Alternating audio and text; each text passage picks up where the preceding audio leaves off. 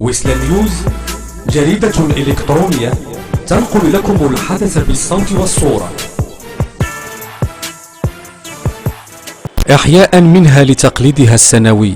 نظمت شركة لافارج هولسيم حفل توزيع مجموعة من اللوازم المدرسية، وذلك يومه الاثنين 31 أكتوبر 2016 بمكناس. وكان في الموعد مجموعة من الشخصيات: باشا بلدية ويسلان، ورئيس جماعة دخيصة، رئيس مفوضية شرطة ويسلان، والمديرة الإقليمية لنيابة التعليم بمكناس، بالإضافة لثلة من الأطر لشركة لافارج هولسيم، حيث استهل مدير العلاقات الخارجية للشركة السيد نور الدين الركراكي كلمته الافتتاحية. وفيما يلي تفاصيل أكثر في شخص مدير معمل لافارج هولسيم بمكناس السيد الكبير طايا. التي سوف نقوم بها هذا الموسم: أولا المساهمة في ربط مجموعة من المدارس بالماء الصالح للشرب والصرف الصحي على مستوى القروي بالدخيصة، تابعة لمجموعة مدارس وزيغة. كما سوف نقوم كذلك بتوزيع أكثر من 2000 محفظة بطبيعة الحال مع جميع اللوازم المدرسية بما يخص المدارس الابتدائية في ويسلان والدخيصة.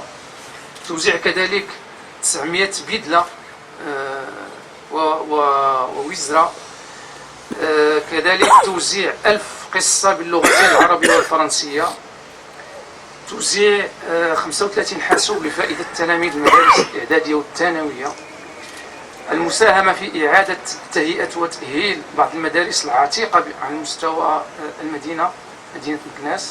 ولقيت هذه المبادرة الراقية بتعليمنا ومحاربة الهدر المدرسي استحسانا من لدن مديري وأساتذة المدارس وأولياء التلاميذ المستفيدين، وهذا ما أشارت له السيدة سومية بن عبو المديرة الإقليمية لنيابة التعليم بمكناس في كلمتها.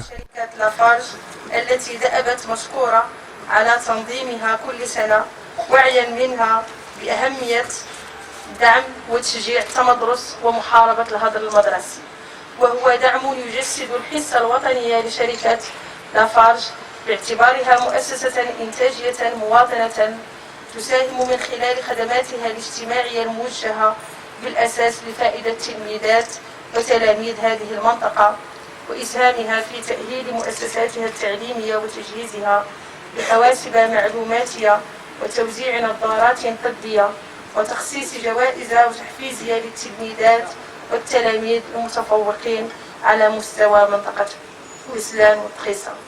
ولأهمية الحدث وأثره على المنظومة التعليمية بمكناس ونهجا منها لسياسة القرب من المؤسسات العمومية، وقعت شركة لافارج هولسيم مجموعة اتفاقيات شراكة مع المديرية الإقليمية لنيابة التعليم بمكناس. المساكنة، الصباغة، المساحات الخضراء، المساهمة في دعم تمدرس التلاميذ المحتاجين بتزويدهم بالمحافظ، مساهمة في توفير النقل المدرسي، تجهيز المكتبات المدرسية، مساعدة ودعم جمعية آباء وأولياء التلاميذ، استقبال تلاميذ مؤسسات تعليمية بالقيام بزيارة ميدانية استكشافية للمعمل والمقالع ديالو، الدعم والمشاركة في الحملات الخاصة بإرساء الثقافة البيئية والتنمية المستدامة، والمساهمة في دعم برامج محو الأمية لفائدة نساء جماعتي دخيصة وويسلان، كما تهدف إلى تقديم منح الداخلية والإطعام المدرسي خاصة للتلميذات الوافدات من جماعتي ويسلان والدخيصة.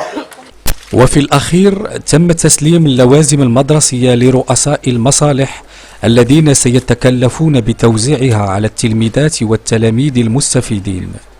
ولن يسعنا إلا أن ننوه بمثل هذه المبادرات التي وإن دلت فإنما تدل على مواطنة شركة لافارج هولسيم مكناس.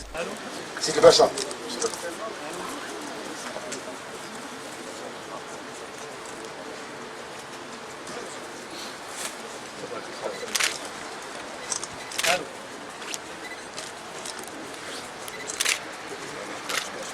مدرسة عمر بن العاص، سيد الرئيس.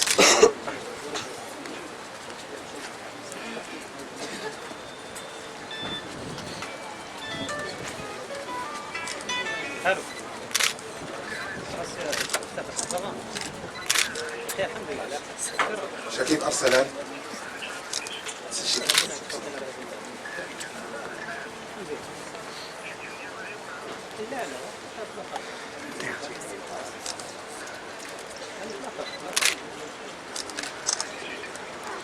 مدرسة 11 يناير. قداف. مسيو قداف.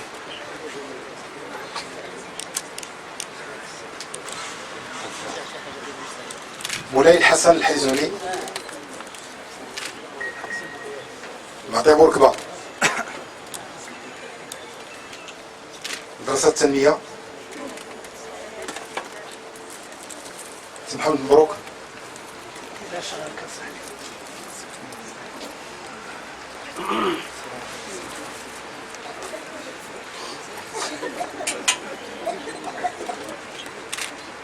مهدي بن سمر. سي سهلي بن حمو.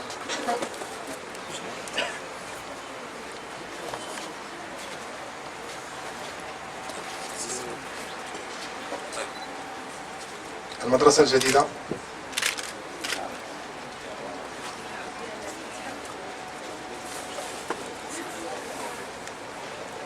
الغيتي.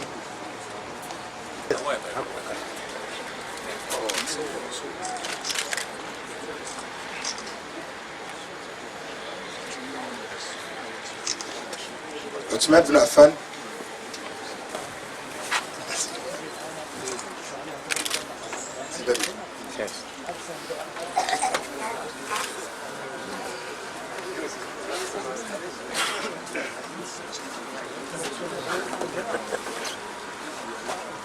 مجموعة مدارس ورزيرة.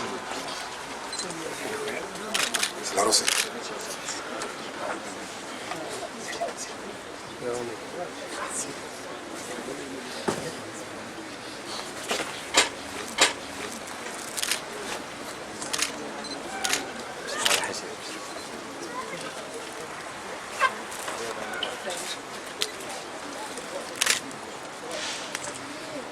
حجة سوريا العلوي. سلزرق.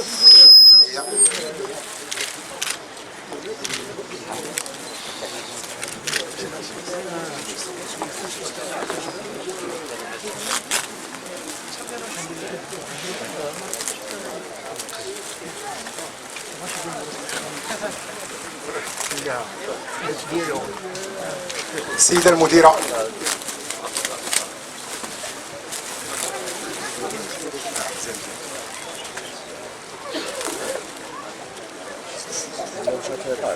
عليكم السلام. لاباس عليك؟ يلا حال تعال. يلا دور ناخذوا شي صورة انا وياك. ايوا خصنا شكرا لك. سيد رئيس الفيدرالية.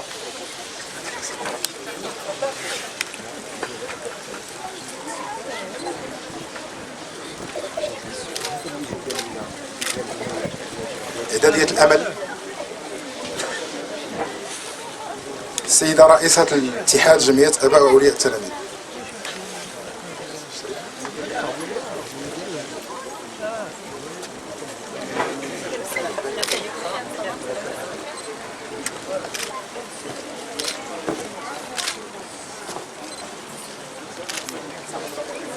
ويسلا نيوز جريدة إلكترونية تنقل لكم الحدث بالصوت والصورة.